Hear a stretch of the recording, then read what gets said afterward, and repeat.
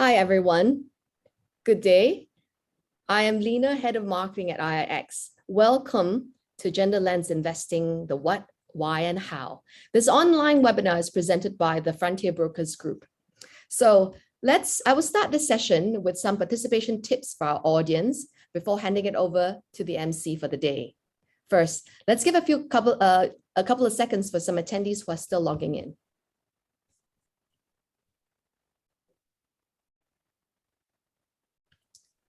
So a few notes and tips for this session.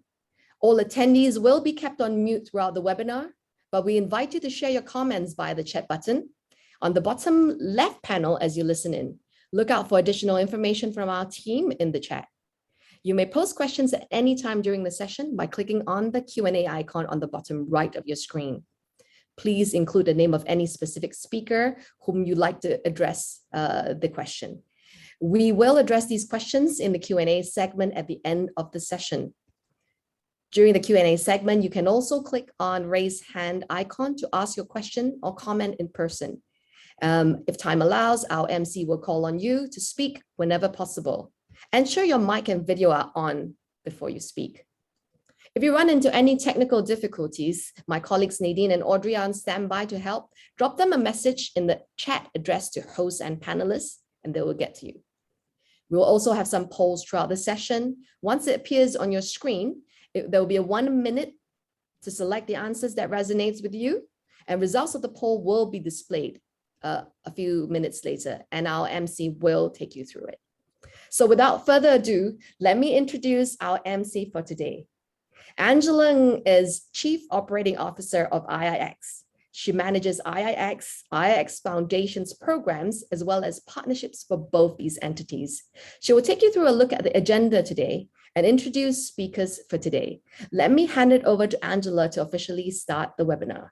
Let's please welcome Angela. Thank you so much, Lena, for the introduction, and welcome everyone to the webinar this afternoon. Today's webinar, as Lena has introduced, is actually brought to you by the members of the Frontier Broker Network, which I will introduce shortly.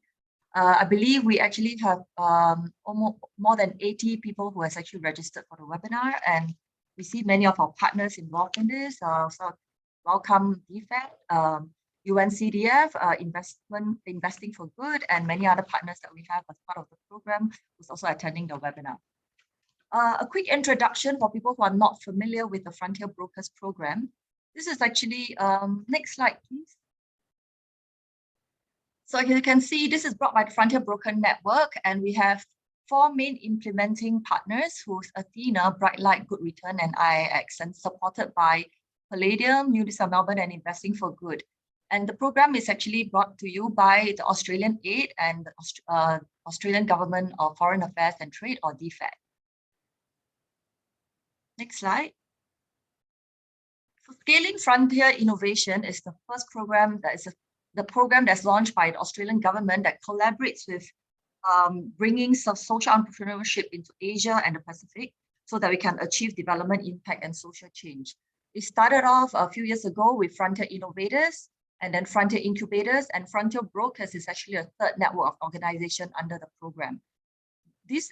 This part of the network aims to strengthen the impact investing ecosystem through stimulating the flow of capital to social businesses across Asia-Pac using a gender lens approach. Frontier Brokers is a platform for cooperation and shared learning to further the growth of gender lens investing across the industry. So part of this webinar is to kind of wrap up what we have been doing over the last few years, so you have a good understanding of what all the 4 programs that's managed by 7 impact investing firms has done. Next slide. As part of the agenda, you can see the title of the webinar and also the head up is Gender Lens Investing, What, Why, and How.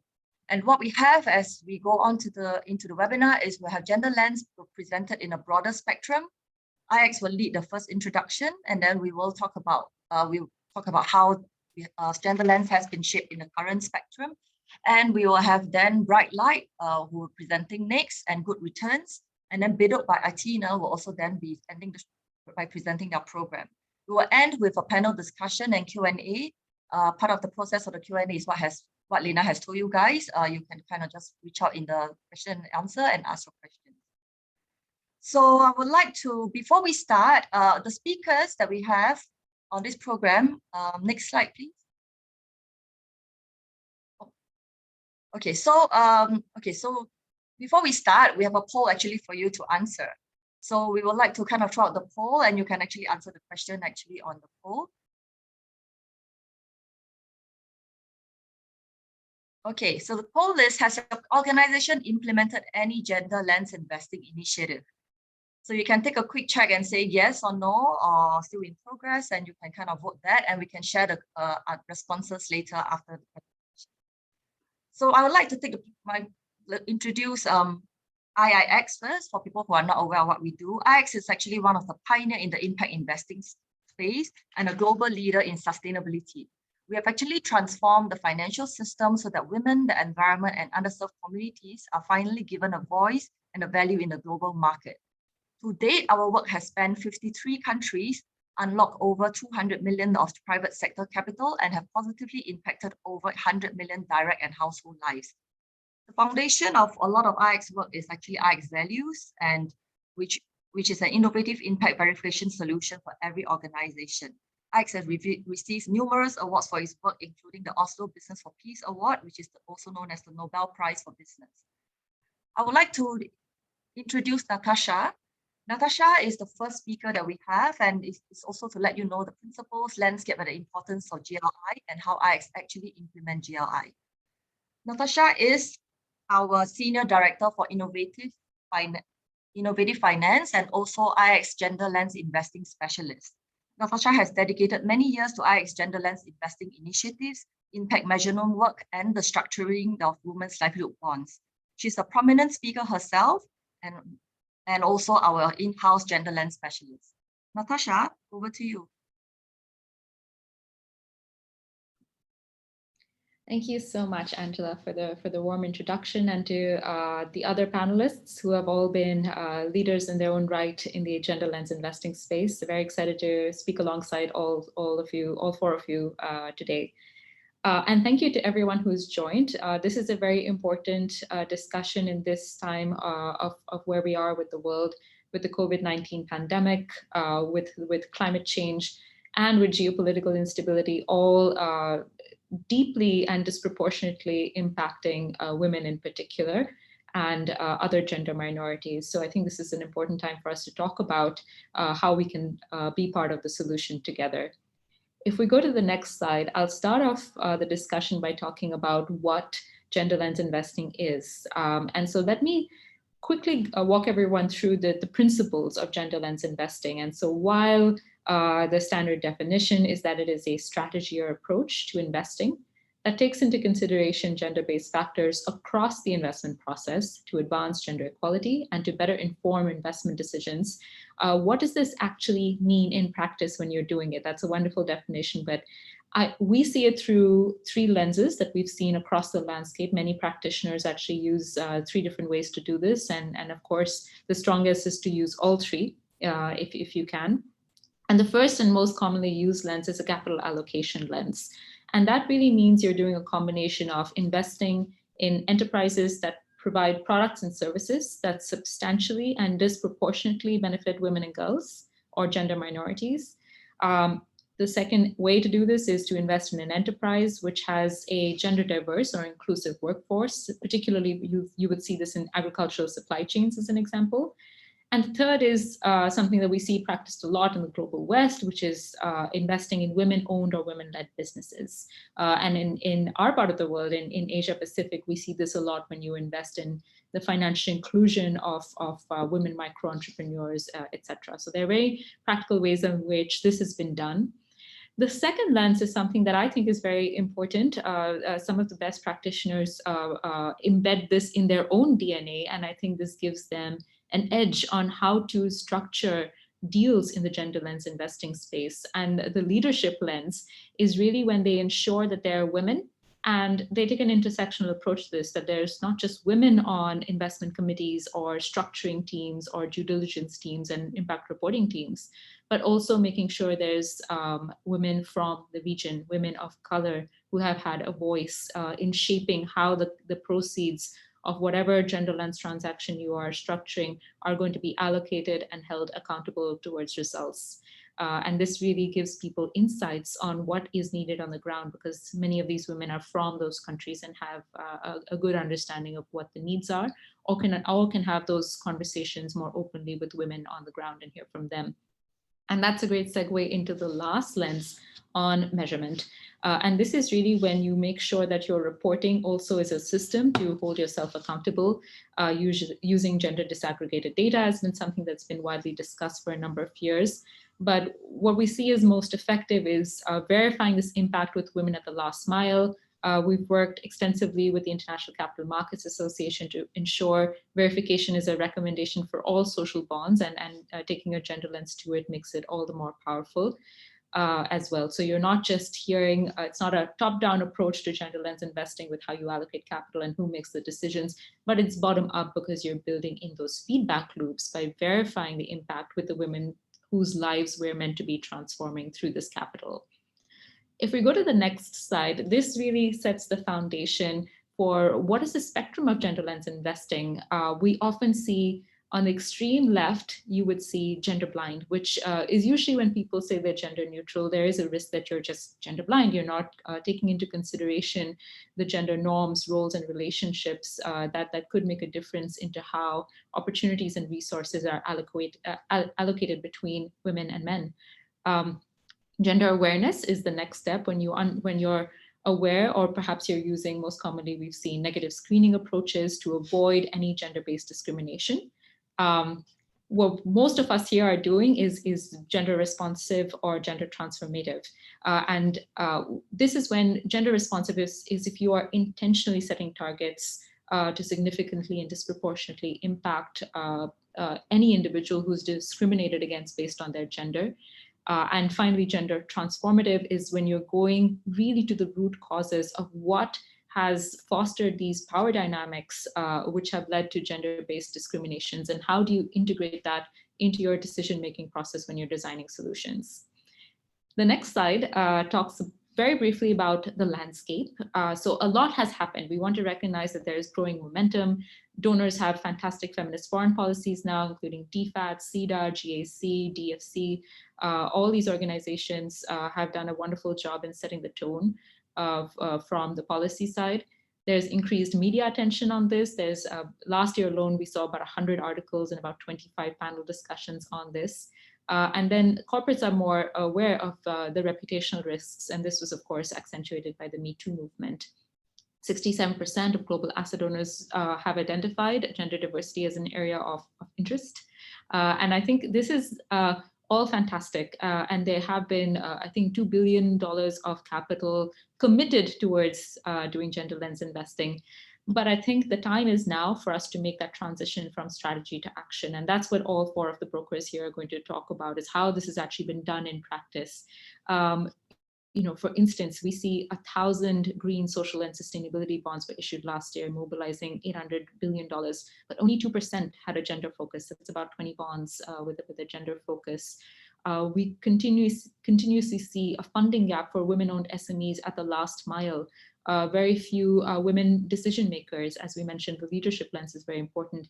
And all of this is further exacerbated by the COVID-19 pandemic, when women are 1.8 times more likely to drop out of the workforce as compared to their male counterparts.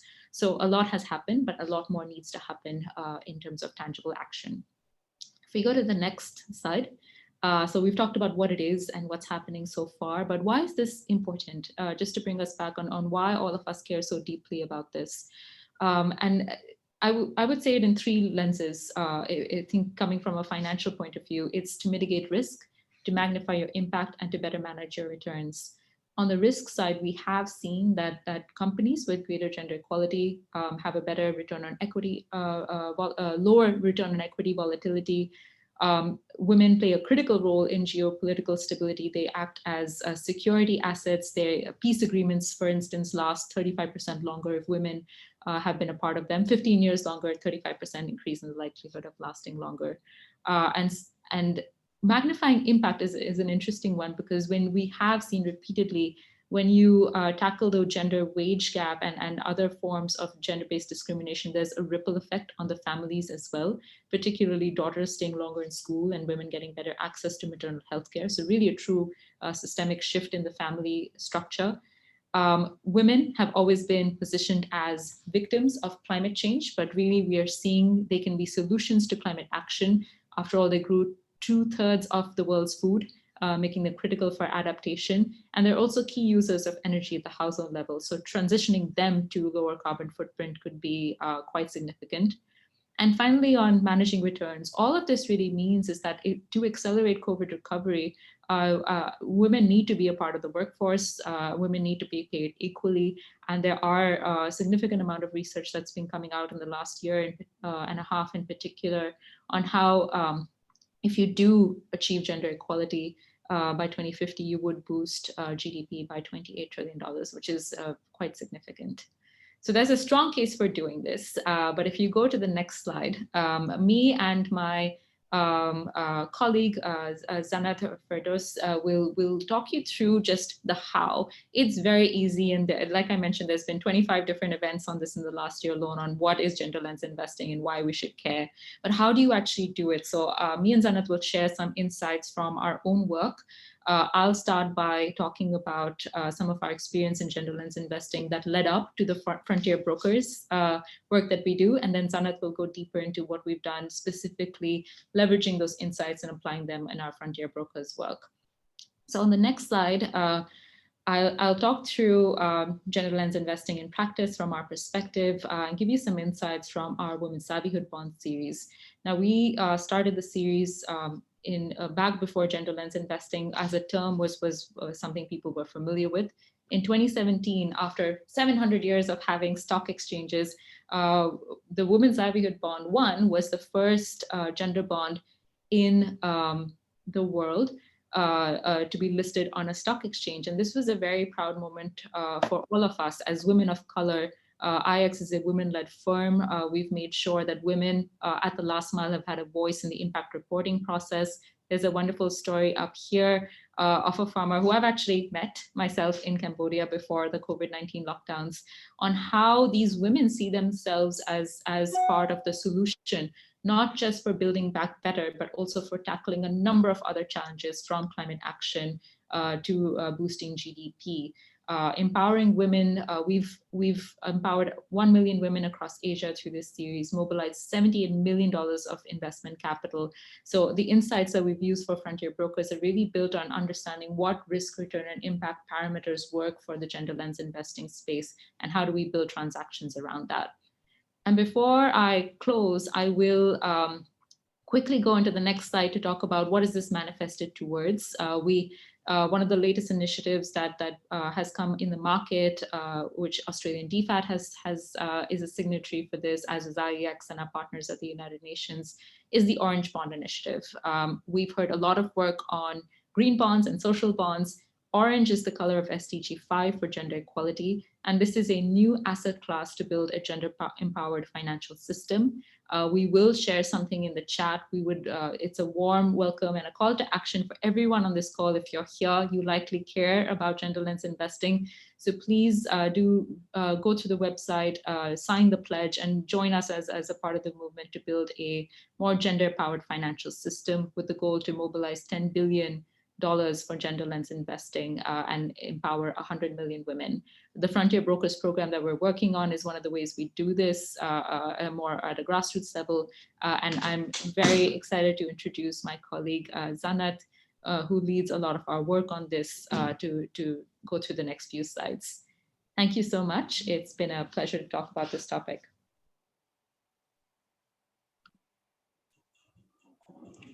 Thank you so much, Natasha. I'll be taking you through IX's gender lens investing framework, which underpins how we approach GLI and implement GLI in our work. Our GLI framework embodies the principle that improving access and capacity are fundamental to empowering women.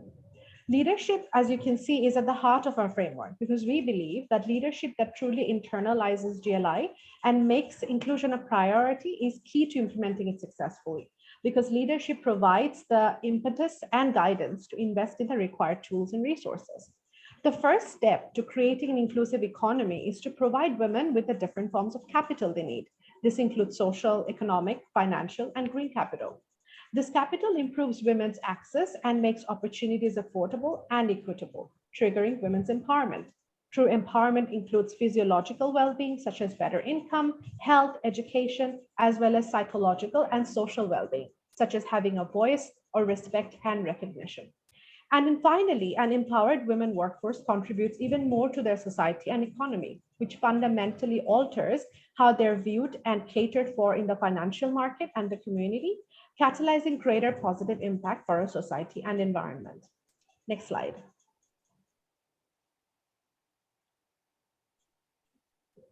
And as you can see, IX's framework mirrors the three lenses of GLI. We ensure women-led decision-making, we allocate capital to women-focused enterprises, and we are rigorous about collecting data and measuring impact to ensure that our activities are translating into the desired positive outcome for women. Next slide. Thank you. The Equity at Scale program implemented by IX is one of the 4 initiatives under the Frontier Brokers program. It is aimed at unlocking private capital for impact enterprises and grow gender lens investing in Asia Pacific by directly supporting impact enterprises with different forms of capital and educating the wider ecosystem on gender lens investing. Key stakeholders for this programs were the enterprises themselves, business professionals, investors, and corporate. At the end of the program, Equity at Scale built capacity of more than 800 impact enterprises on business planning, GLI framework, and impact measurement, and raised capital valuing $6.9 million US. Next slide. And we followed the same GLI principle in the Equity at Scale program as well.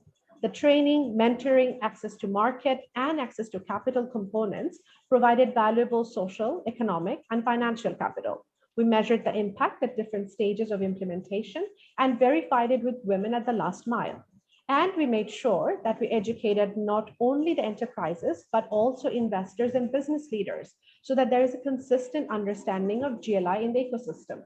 We have continued to provide this training through IX Institute, along with disseminating the learning through specific resources and events led by the Frontier Brokers community, like our webinar today. As a whole, the Equity at Scale program has helped us develop some incredible evidence and learning to motivate others to join the gender lens investing movement. With that, I end my section. Thank you, Angela. Over to you.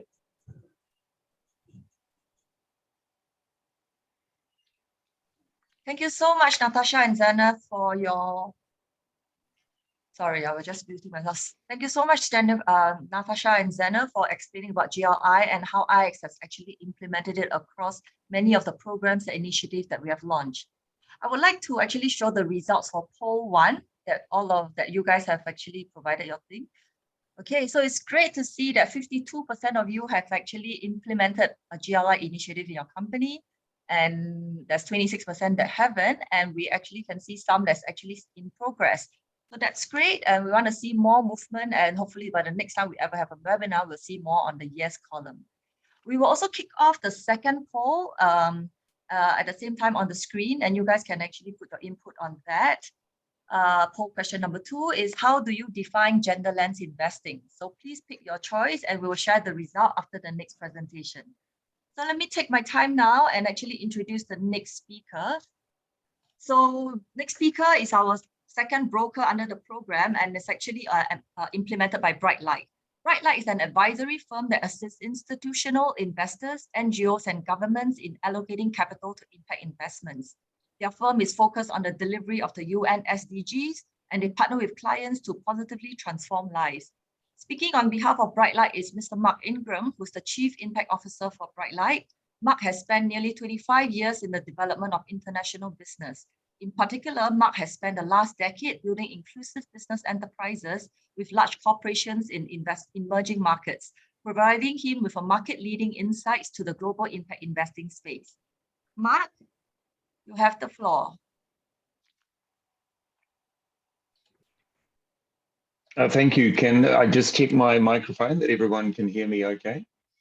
Excellent. Well, thank you, Natasha and Zanat, for framing us today.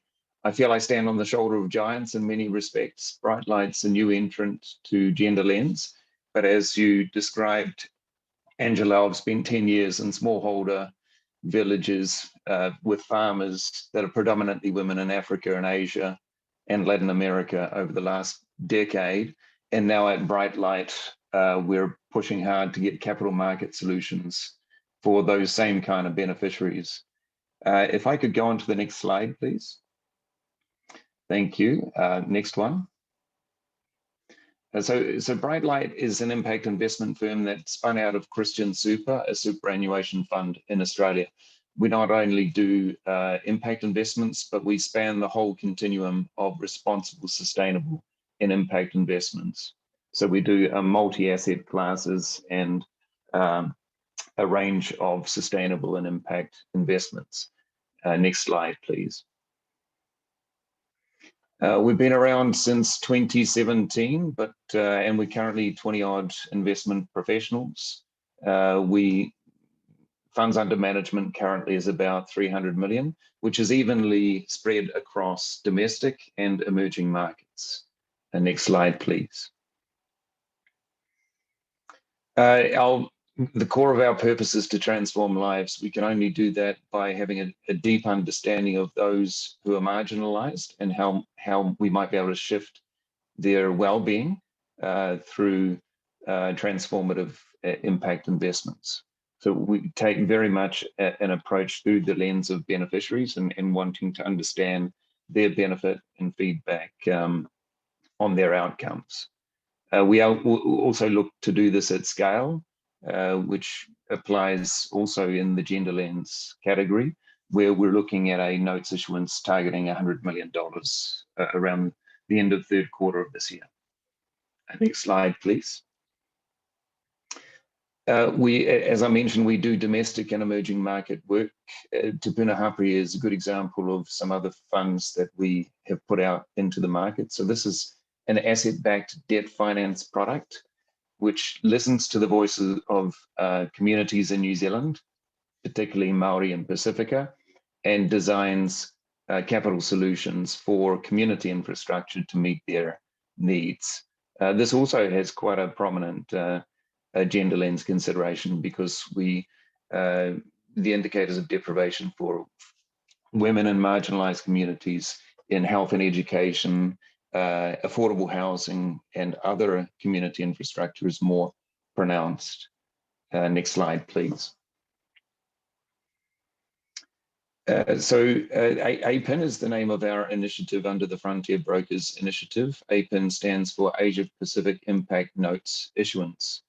It will be a fixed income security targeting 3 to 5 year loan terms. What is rather unique perhaps about Brightlight is that we'll be working with existing fund managers who will be co-lenders to the underlying investees across the region. Next slide, please. An example of the kind of loans that we're looking to put into place is this example of a cocoa processor in Indonesia, where not only is the factory owned and managed by women, but the smallholder growers of cocoa in the supply chain from farms, it very much has a majority women characteristic. And so we will be looking to provide trade finance to these kind of companies with one co-lender, amongst other fund managers that are more focused on financial inclusion. Next slide, please. So we are looking to launch this product this year. The highlights of what we're doing is on the due diligence side, applying a Criterion Institute tool to understand how we improve our co-lender origination, their own due diligence, how they seek and whether they're blind to more deals that could have deeper gender lens characteristics. So we're supporting them to improve origination. We have also worked recently with Sasakawa Peace Foundation to set up an IMP-based impact rating system that it gives them a read and rating and scoring on products they see across the market through a gender lens perspective. And we are very mindful of thinking through the Gin Compass methodology to ensure we get the highest impact performance we can per $1 million of allocation in terms of the pace, scale, and efficiency of impact. Next slide, please. I have been talking to other frontier broker partners about how we get better visibility of beneficiary outcomes. I am delighted to talk to Zanette about IIX values as a particular tool that's available for measuring outcome data. I'm delighted to have talked to Diana at Good Returns about how we do better training at investee company levels. So as I say, as a new player to this area, Brightlight are very keen to learn from other consortium partners and to very much go beyond output level metrics to understand and to get feedback from beneficiaries. And that's something we're pushing hard through our upcoming notes issuance. Final point to note is that we are using the 2x gender lens criteria as thresholds for all of our investments. So our social bond will be issued in compliance with the 2x challenge. Thank you very much for allowing me to explain what Brightlight's doing. Happy to answer any questions later on. Thank you so much, Mark. I would actually like to share the results for the second poll just to see what the audience and everyone has actually responded. Okay, so how do you define gender lens investing? So it looks like there's no one answer for most people, and it's all a combination of the above. So you can see there's many different ways, as Natasha has mentioned, to kind of implement GLI, and we want to, part of this Frontier Broker Network is also to show that out of the 4 brokers with 4 different programs, we all have different ways of trying to make the impact through different ways. Okay, I would like to also introduce our next speaker. So the next speaker is actually from Good Return. Good Return is actually an international development agency focused on sustainable, localized change in Asia Pacific. Good Returns combats inequality and exclusion by working within existing financial ecosystems and partners with local institutions to deliver ethical and inclusive services. Representing Good Return is Ms. Diana Chong, Asia Regional Manager. Diana has over a decade of experience in impact investment, gender, financial education, and digital innovation across 7 countries. She is also the network convener for Frontier Brokers Network, bringing together 7 impact investing firms implementing gender lens investing. Okay, over to you, Diana. Thank you, Angela. Hi, everyone. Thanks so much for having me here today.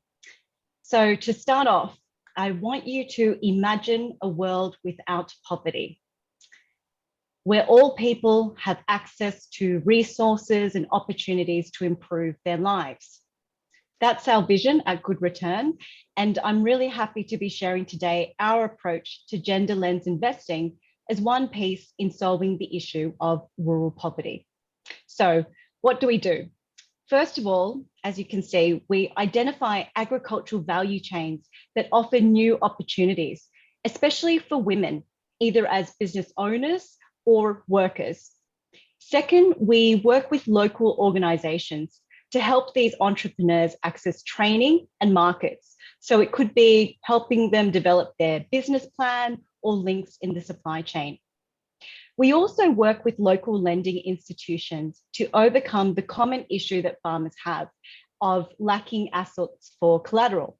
And we do this by guaranteeing a portion of the loans to help the lender manage risk. Third, we address gender inequality by working with local lenders to conduct gender self-assessments of their own systems and processes and the loan products that they offer. And finally, we address the scale issue by working through local lenders. So that could be fintechs, MFIs, banks, etc. And we help them to improve their service delivery and gender inclusion to continue on sustainably without us. Next slide, please.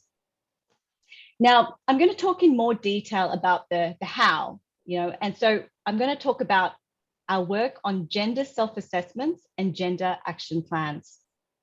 We work with local lenders, banks, microfinance institutions, fintechs, and we focus on supporting gender equality in that organization at the staff level and at the client level. The first step, of course, is staff buy-in. So we enlist gender champions, one male and one female at the senior management level, who are really visibly leading that positive change and new initiatives towards gender equality. So for example, at our partner MFI in Cambodia, Chamran, the male champion is the CEO. We also then have one male and one female gender focal point who are pushing the work forward. Then we start on the gender self-assessment. And it's called a self-assessment because this is not about good return coming in as an outside organization and saying what needs to be improved. It's the staff themselves who share through an all staff survey and through focus group discussions that can dig even deeper. They share what their experience is as a man or woman or other gender in that organization. Do they see equal access to all jobs? Or are some jobs seen as only for women or only for men? And if so, why? And what about for their clients?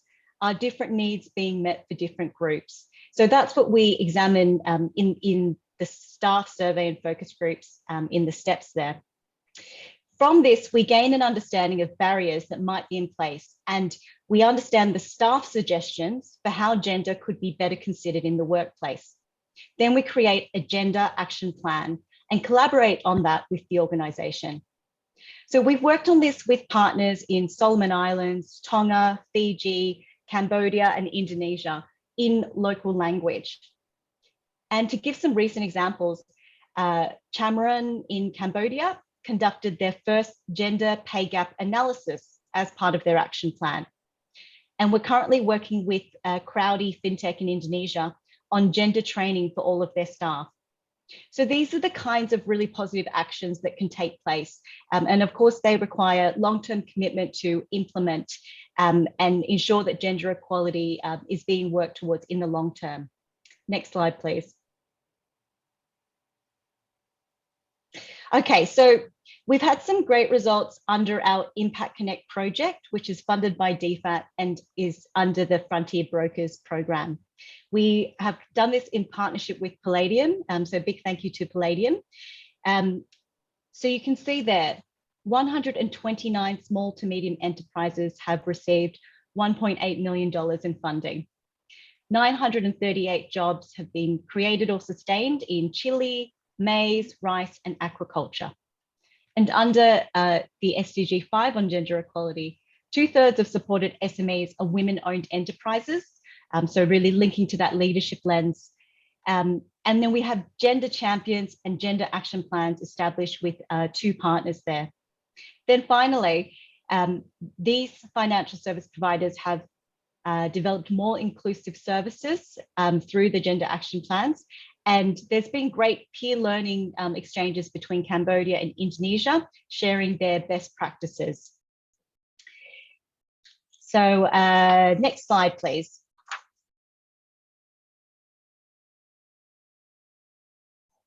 So we are really working towards, the goals of ending poverty and reducing inequalities. And to wrap up today, I just wanted to explore how these gender lens activities actually affect people on the ground. This is Aulia from West Java, Indonesia. She's only 24 years old and runs her own business, buying and selling horticultural products. While she was studying agriculture at a local university, she began to see the challenges for women working in agriculture, with many selling their crops at unsustainably low prices. This was exacerbated by the pandemic, of course, with an estimated 30 million Indonesians falling back into poverty or at risk of it. Aulia wanted to ensure women could sell their crops at fair prices, which would give them financial sustainability and independence. Her business needed a reliable supply of produce. However, as a young female entrepreneur, Aulia was unable to access credit. She didn't have assets for collateral and she didn't have a banking history, but she didn't give up. She was identified by our partner Crowdy as a great investment. As you know, we work with Crowdy on a gender action plan to grow everyone's understanding of gender equality and, for example, women's ability as entrepreneurs and men's ability to do roles that they may be less prevalent in at the moment. So with the help of Good Returns Impact Investment Fund, Alia received $25,000 in a loan, backed by a 50% loan guarantee from Good Return. Today, Alia has employed 15 local people and continues to support women farmers in particular. Next slide, please. So Alia is proof that investing in women entrepreneurs pays huge dividends. And we're really happy to be working across agricultural value chains in Asia and the Pacific to address gender inequality and fund business owners like Alia. So if you have any ideas to partner or exchange learnings, please get in touch with my colleague Fifi or myself, and we'd really be very happy to discuss more in gender lens investing with you. So thank you so much for your time today, and I'll hand back to Angela. Hello, hi, thank you so much, Diana. Thank you, Good Returns, and all the presentation about all the work that you have been doing. So before we go on to the next presenter, I actually would like to share the third poll that we have, the results from the third poll, so that you can all answer the third poll and we can share the result after that question.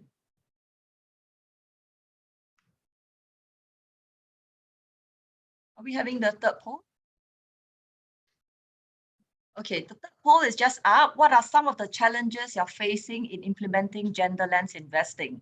So you can select up to 3 responses and I'll share the results after the next presentation. Okay, so it's my pleasure to introduce the next broker that will be presenting. Representing Athena, we have Ms. Ramona Ridolfi and Mr. Rehan Fakhri.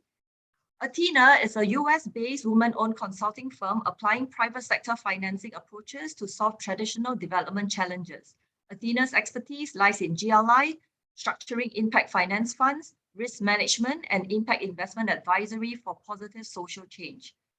Ramona Ridolfi is Biduk's program manager and international development practitioner with over a decade of experience with programs and focus on promoting gender equality and women's empowerment.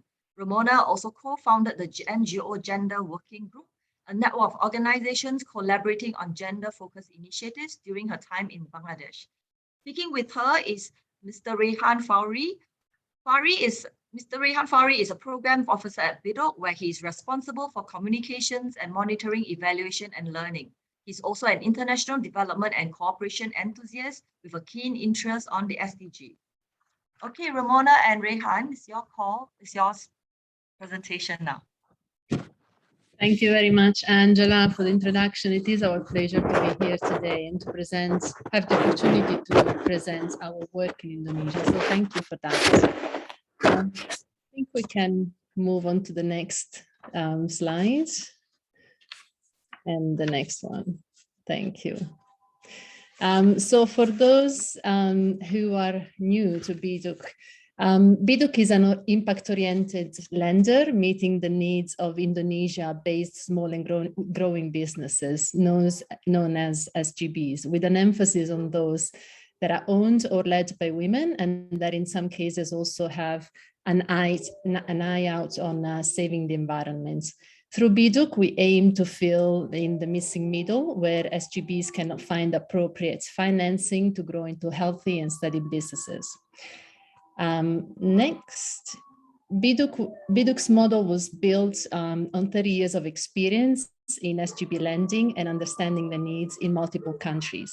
And for the past 2 years, we've been providing bespoke financial products that are tailored specifically for the needs of the SGBs and that are typically not available within formal financial institutions. Our loans are unsecured, meaning that we do not pledge assets as a guarantee against the loan, as we know from experience that being able to show assets is a challenge for women entrepreneurs in Indonesia. And also we do not require male signatories to undertake the loan. Because our loans are intended to solve specific business needs, as for example, purchase orders or working capital needs, we offer a rather short loan tenor ranging from 3 up to 12 months in duration. And as we try to solve the cash flow issues of the business, cash flow determines the size and structure of the loans. However, since the pandemic, we've also been valuing other entrepreneurial skills when assessing new clients, such as, for example, the ability to strategize during difficult times and resilience among entrepreneurs. Echoing what our colleagues at IIX mentioned earlier, we are lucky to be inspired by transformative leadership, for which Biduk's GLI approach is embedded within the fabric of our model, meaning that when designing Biduk, we try to propose a solution that aims to be free from gender bias. And I will pass it on to my colleague Ray in Jakarta to explain more in detail. Thank you. Thank you, Ramona. So for us in Biduk, gender is embedded across all our operations, from the office through our focused learning process and measuring results. Biduk's implementing lead, Athena, sets the example of a diverse, inclusive, and equitable workplace through HR and operations practices. As part of our project mandate, we focus on businesses that are women-owned or led, though not exclusively, but that also have women in management and other C-level positions. Our position is to value women as capable business owners as opposed to beneficiaries. Throughout the lending process, we remove bias to equitable pipeline screens. We don't ask for collaterals or spousal consent, which are typically asked to women entrepreneurs in Indonesia. And we include gender aspects in our qualitative underwriting. Finally, in monitoring and tracking results around gender, we go beyond counting women in business to look at equitable policies and internal retention and promotion practices. Next slide, please. Okay, as you can see on the slide here, Budox Metric reaffirm our commitment to gender equity, positive social impact, and environmental sustainability. 77% of our loans disbursed to date are to women-led and owned businesses, and most have examples of equitable HR policies in place. All our clients have an eye on saving the environment, and just over half of them have intentional positive climate impact. All our portfolio clients are returning clients, meaning that they've come back for a second loan, and almost half of them evolved to venture capital funding for growth. Next slide, please. Okay, so we'd like to introduce you to Laras. This is her story with us. Laras is from Ecodu, and she is the winner of multiple entrepreneurship awards. Laras has been with us for the past 2 years and is appreciative of how Biduk supported her beyond money and enabled her to access non-biased financing. So Laras has recently secured funding from Telkomsel, which enables Ecodu to digitize small and medium enterprises verification. Next slide, please. Okay, so to learn more about Biduk, you can visit our website at bidukindonesia.com for English speakers and bidukindonesia.id for Indonesian speakers. Thank you so much for your attention, and back to you, Angela. Thank you so much, Raihan. Thank you. And we can now actually show the results for poll number 3.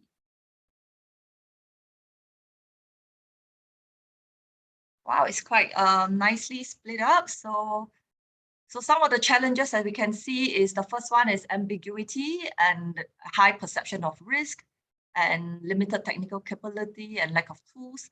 So a lot of this is, hopefully you can get a lot of the materials and all the discussion that we have been talking about on this call. And also we can happy to answer some of the questions that you can kind of learn more about this.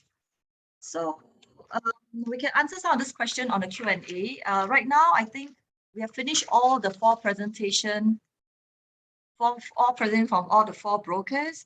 I would like to also open up the floor for some discussion. As you can see, the Q&A button at the bottom, there's actually some, Mark and Natasha has actually answered some of the questions on some of the questions that people has built out. What is the first step in incorporating? I think a lot of you say ambiguity and you're not sure where to start.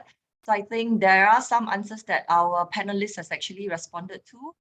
But I will actually, there's one question that has asked that I would like to maybe have Natasha answer live because it's pertaining to the orange bond. So maybe Natasha, there's an answer from the audience to ask, how do you think the orange bond will change the global GRI landscape? Sure. I would think the orange bonds are addressing a key gap in the system. Now, to take a parallel example with the green bonds, what they did is once they had the principles up, there was an instant influx of capital, there was a supporting infrastructure created, and there was an intentional approach in terms of both investees and green investors who could all come together around a more structured and inclusive way. I think the orange bonds will solve this by taking a three-pronged approach. One is, of course, creating these sort of standards and principles to guide capital with the lenses, for instance, that we've mentioned and that all the brokers here are applying actively in their work. But going beyond that to say it's not just about creating standards, it's also about making sure that you're focused on transactions. There's a lot of principles, standards, reports on gender lens investing that are out there, but how do you actually then propel out of this going forward towards action? So of course, our next WB series will definitely align with the orange bond standards. We're in discussions with many other partners who want to do sovereign orange bonds the way you have sovereign green bonds.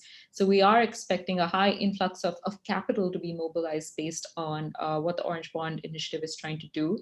And I think it's particularly unique because it's not often that you see so many individuals from the global south, so many women, so many people of color coming together, and the global coalition that the Orange Bond is forming, in the process of forming, which will be announced later in Q2, is very representative and has voices from the global south as well. So that will distinguish us from some of the other movements that have happened in the past in the sustainable finance space. So it's very exciting. Australian DFAT was one of the first signatories, so we're thrilled to have them on board. And stay tuned, and please look at the website and sign the pledge, join the movement. Thank you, Natasha. And we at IX is definitely very excited about this new initiative, and we can't wait to see how the other partners are willing to kind of just step in and do this with us.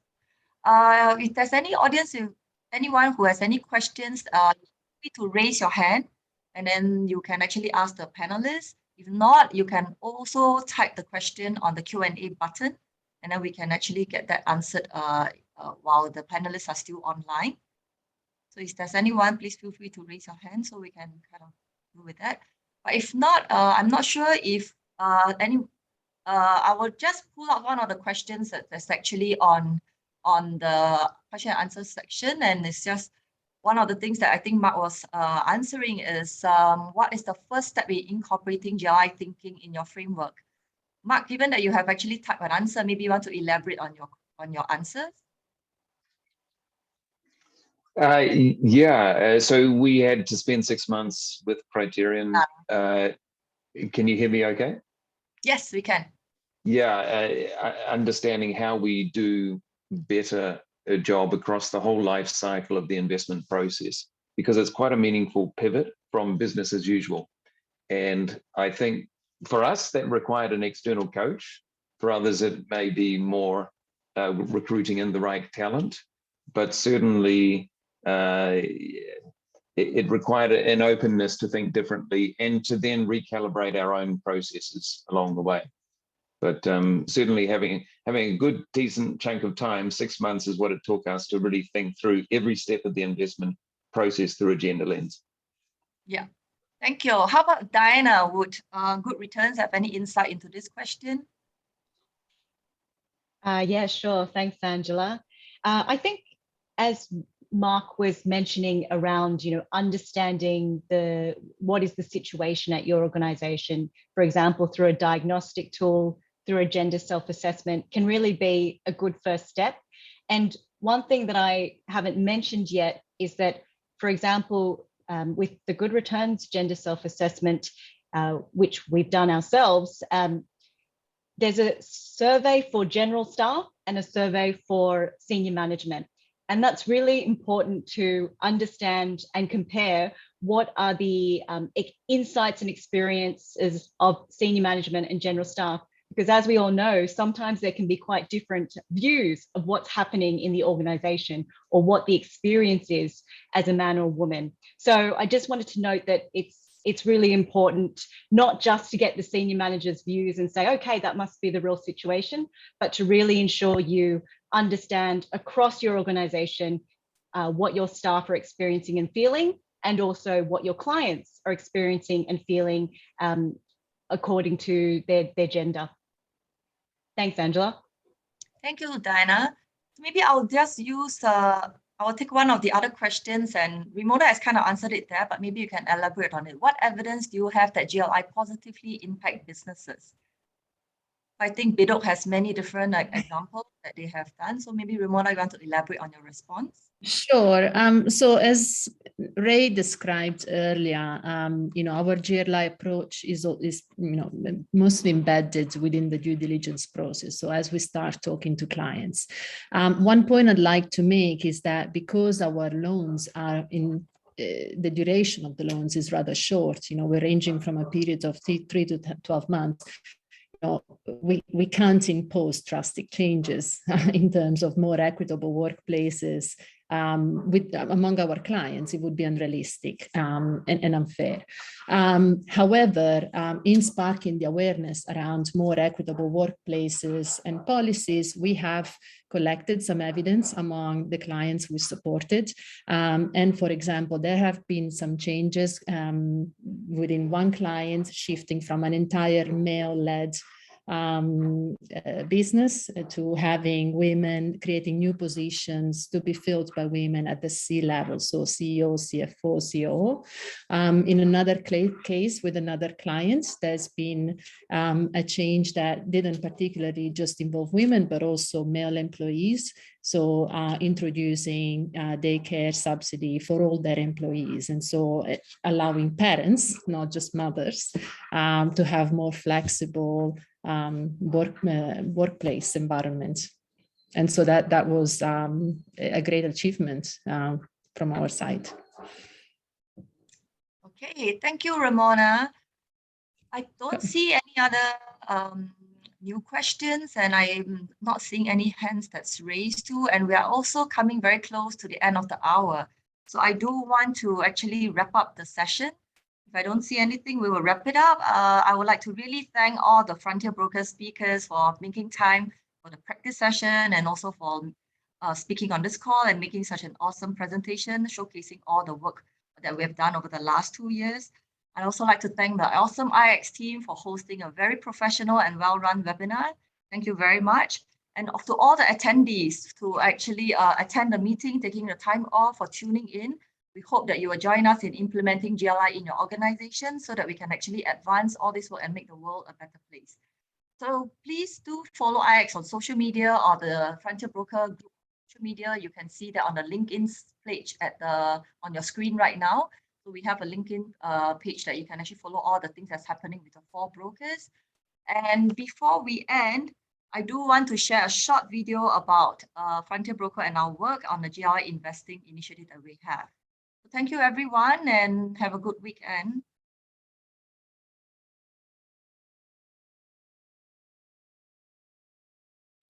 More than 1 billion women globally do not use or have access to financial systems. Universal credit access can ultimately lead to economic growth, increased access to education, and better development outcomes worldwide. Yet women continually face systemic barriers to finance and market access. So, what can we do about it? Impact investing, defined as investments that create social or environmental impact alongside a financial return, has grown 58.6% between 2019 and 2020. However, gender lens investing makes up less than 1% of the $715 billion impact investing market. A financing gap of up to $320 billion still remains. Investors, financial service providers, and entrepreneurs approach gender-inclusive financing differently, but with the same end goal in mind: championing women's financial inclusion and increased gender equality. Achieving full gender equality in the workforce could boost global annual GDP by $28 trillion by 2025. Investing your capital with a gender lens plays a significant role in ending gender inequality and strengthening the global economy for all.